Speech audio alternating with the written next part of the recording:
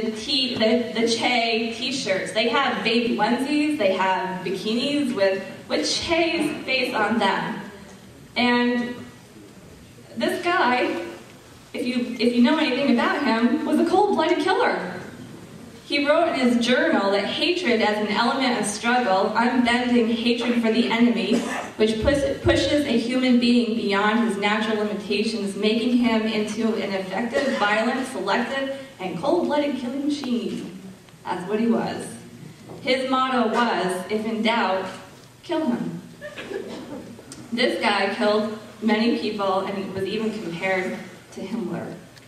Not something I'd want for myself, but today's celebrities like Sean Penn, Danny Glover, and Oliver Stone, and others love Che Guevara, they love Fidel Castro, they love Hugo Chavez. I say if you love them so much, go live there with them.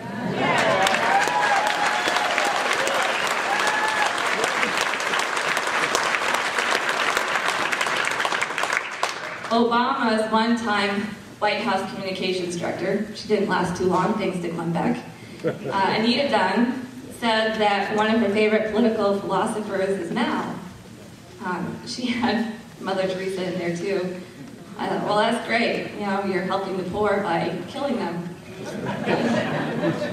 That's what Mao did.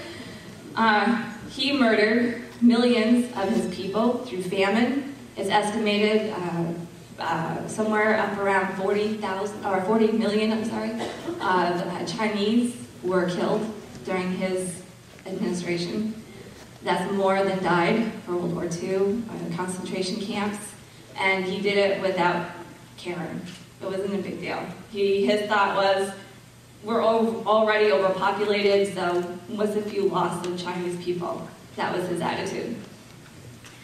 Thomas Mann said of the Nazi revolution, it was without underlying ideas, against everything nobler, better, decent, against freedom, truth, and justice. Sound familiar? Because that's how the 1960s progressive revolution was going.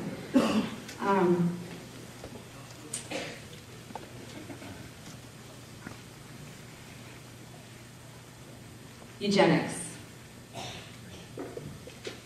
Have you ever heard of Planned Parenthood? Margaret Sanger. Right there. Planned Parenthood just gave my wife a free X-ray on her breast, checking for a lump. Planned Parenthood also has some contraceptives. If you want to get rid of abortion, quiet down. As I was saying, Margaret Sanger was the one who started Planned Parenthood, and I'll just give you some of what she had in mind for starting this program. She admitted that she was not a fit person for love or home or children or anything which needs attention or consideration. She wrote in her book, The Pivot of Civilization, more children from the fit, less from the unfit. That is the chief issue of birth control. When she started the goal of getting blacks to adopt birth control, it was said, the mass of significant Negroes still breed carelessly and disastrously, with the result that the increase among Negroes is in that portion of the population least intelligent and fit. She knew that that would shock people. At least I hope it would. So she wrote to a colleague, we do not want word to go out that we want to exterminate the Negro population. And the minister is the man who can straighten out that idea if it ever occurs to any of their more rebellious members. In 1926, she gave a speech to a KKK rally in New Jersey. In 1977, Jesse Jackson wrote to Congress that abortion is genocide against the black race. As a matter of conscience, I must oppose the use of federal funds for a policy of killing infants. He changed that position, however, when he decided to run for office as a Democrat. About 80% of Planned Parenthood's abortion centers are either in or near minority communities. In a 2003 article in Christianity Today, it was stated that nationwide, 512 out of every 1,000 black pregnancies end in abortion. I will point out, though, Sanger did advocate for birth control, but she was adamantly opposed to abortion. She called it barbaric and said that abortionists were blood-sucking men with MDs after their names. She called it outrageous slaughter, and the killing of babies is the progressives of today that have taken it beyond what she wanted, which was just birth control.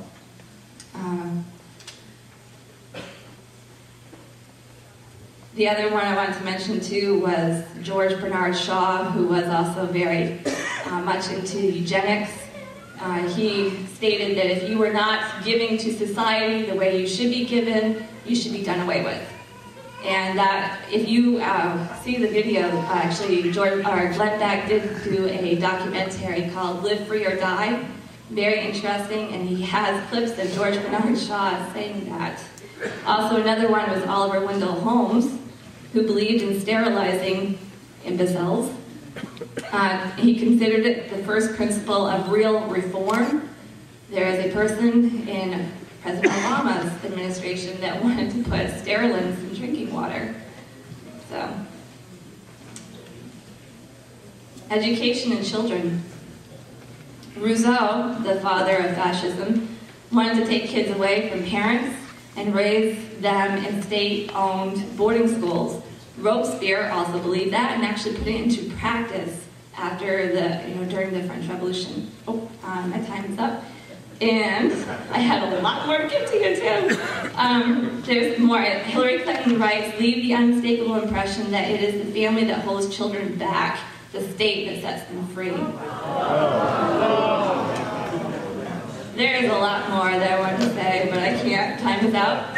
And I just want you to know that it is scary. The progressive movement is scary. And it is a cancer that is eating away at our society. And we need all of you to be involved in helping keep our Constitution and our liberties. Thank you.